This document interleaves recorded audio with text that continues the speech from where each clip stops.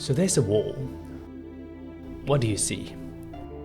Some see a wall, some see cracks. I see a canvas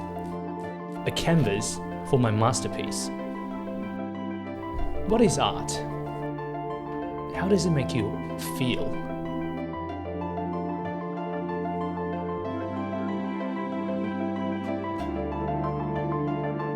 It feels pretty good in my mouth, I can tell you as much.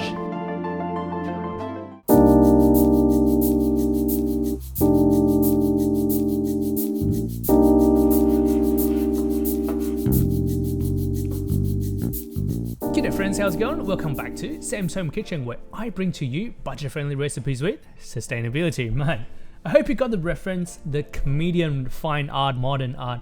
Banana taped up on the wall, got sold for millions. That is not a sign of someone just got way too much money. I don't know what is. But anyway, banana right here in Perth is about $4 a kilo. I'm going to make some breakfast or breakfast meal prep. We're going to make some banana oat bars. It's not going to cost you 6 millions. Follow along and you can be guaranteed that I'll save you some money.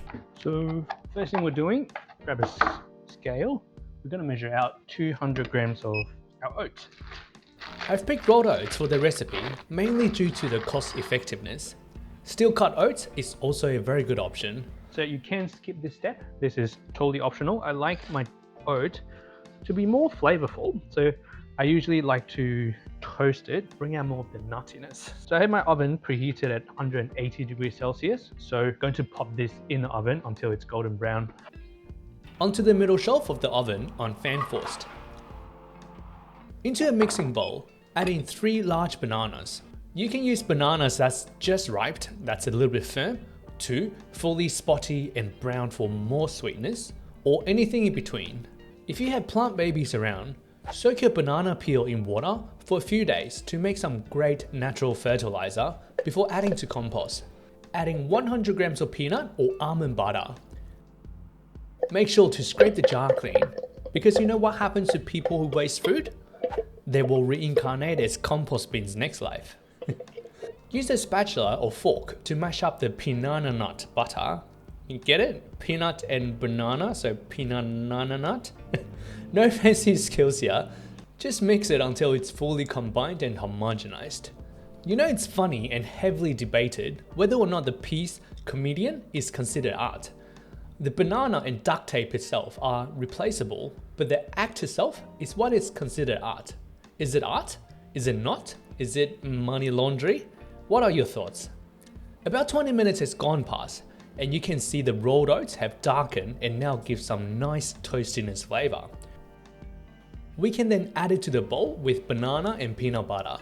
Give it a good mix and we should get a consistency like this. You can add more peanut butter or oat to adjust accordingly. After that, add in the nuts of your choice. I put some walnuts. Almond, pepitas or sunflower cores are all some great choices. To make it more fun and less boring, I also throw in some milk chocolate buttons, 80 cents a kilo from good old Coles. Grab the same tray we used to toast the oats, line it with a silicone sheet. These are reusable, and if cared for properly, they should end up costing way less than single-use baking paper. Pour our oat mixture onto the baking sheet. Make sure to scrape the bowl clean so nothing is left behind. Use our spatula to spread out the oat evenly, and a handful of chocolate on top for good measures. Once all is done, we can pop the tray back into the oven at 180 degrees Celsius on fan forced. Bake the oat bars until it's turned golden brown and crispy. Check this out. The whole thing held its shape super well and smells amazing. All there's left to do is wait for it to cool down a bit before we portion it up. The cost breakdown is right on the screen here. I could get about 10 to 12 oat bars out of this for under $4, so that is about 2 to 3 boxes if you compare to the bought ones.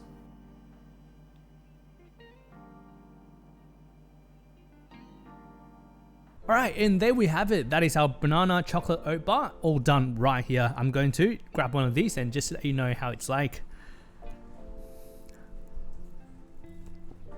You get the texture, you get the toastiness from the baked oat, and you definitely get that banana flavor. Not so much of the peanut butter, but I guess like it's there. And you get the little surprises of walnuts. Not too bad. It's a little bit on the dry side, so I would recommend having this probably with some milk or with your morning coffee.